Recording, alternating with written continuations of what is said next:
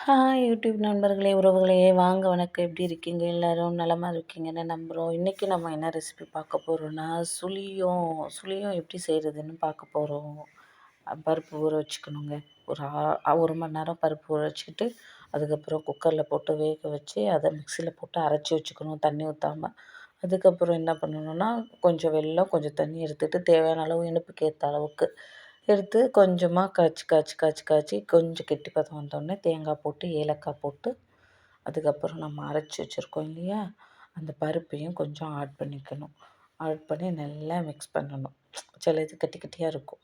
அந்த கட்டி கட்டியெல்லாம் இல்லாத அளவுக்கு உடச்சி விட்டு நல்லா கிளறிக்கணும். நல்லா கிண்டிக்கிட்டதுக்கப்புறமா நல்ல திக்னஸ் வந்துடும்.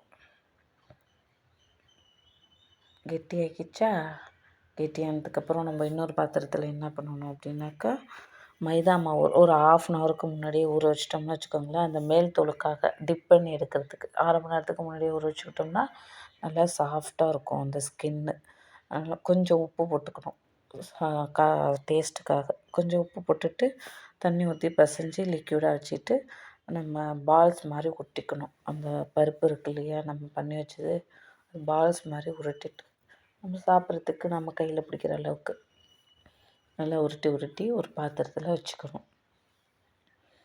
அப்புறமா ஒவ்வொரு உருண்டையாக எடுத்து நம்ம கலக்கி வச்சுருக்கோம்ல மைதா மாவு, அதில் கொஞ்சம் கொஞ்சமாக டிப் பண்ணி ஒன்று ஒன்றா டிப் பண்ணி ஆயில் நல்லா காஞ்சதுக்கப்புறம் அதில் போட்டு எடுக்கணும்.